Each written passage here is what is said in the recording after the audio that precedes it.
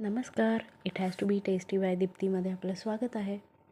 आजची रेसिपी आहे pasta recipe. पास्ताचा एक वेगळा सॉस आज दाखवणार आहे.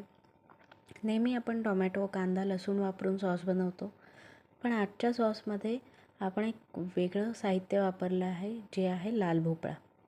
बरोबर, लाल भोपळा वापरून एक मस्त क्रीमी सॉस आपण बनवणार आहोत. पहिले आपण साहित्य बघून घेऊया. लाल भोपळा अशा प्रकारे चिरून घेतलेला आहे मी. एक गाजर घेतला आहे, कांदा घेतला आहे, टोमॅटो, मिरची, लसूण, थोडे काजू घेतले आहेत आणि मसाल्यासाठी तमालपत्र आणि दालचिनी आपण वापरणार आहोत. हे सगळं साहित्य कुकरमध्ये टाकून 1 ते 2 शिट्ट्या काढून घ्यायच्या आहेत, म्हणजे हे सगळं साहित्य चांगलं शिजून जाईल. थोडं पाणी टाकायचं आहे इथे.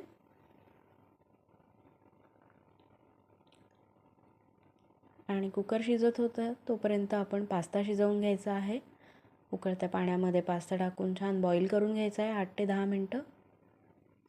कुकर रेडी झाला आपला. भाज्या शिजलेल्या आहेत. याला मिक्सरमध्ये टाकून छान प्युरी बनवून घ्यायची आहे. तेल आणि बटर गरम केल्यावर आपण ही प्युरी ॲड केलेली आहे. हा आपला सॉस आहे. खूप क्रीमी छान बनतो हा. याच्यामध्ये थोडं मीठ टाकणार आहोत. ड्राय स्पायसेस म्हणजे पास्तासाठी लागतात ते ओरेगॅनो पावडर, तसंच रेड चिली फ्लेक्स आपण ॲड करणार आहोत. तुम्ही इथे बघू शकता एकदम क्रीमी छान सॉस बनलेला आहे आपला. ही oregano powder, red chilli flakes हे सगळं टाकून छान मिक्स केलं आहे. थोडंसं इथे पाणी ॲड केलेलं आहे आपण. तसंच चीज क्यूब बारीक मी तुकडे करून टाकलेला आहे एक, म्हणजे अजून क्रीमीनेस येईल इथे.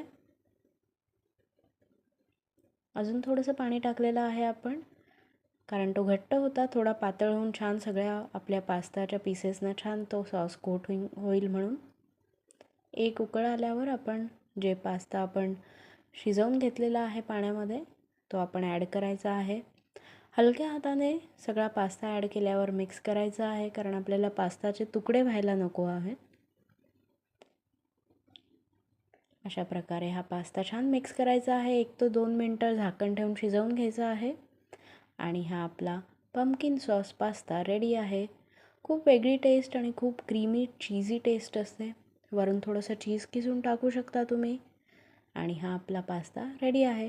लहान मुलांना भोपळा खायला घालायचा असेल तर खूपच छान आयडिया आहे ही. नक्की एकदा ट्राय करा. आणि अशाच नवीन रेसिपी मी घेऊन येत राहीन. It has to be tasty by Deepti. Subscribe करायला विसरू नका. आपल्या सगळ्या रेसिपीज आपण इथे पोस्ट करत असतो. नक्की बघत जा. ट्राय करून मला नक्की सांगा तुम्हाला ही रेसिपी कशी वाटली. थँक्यू.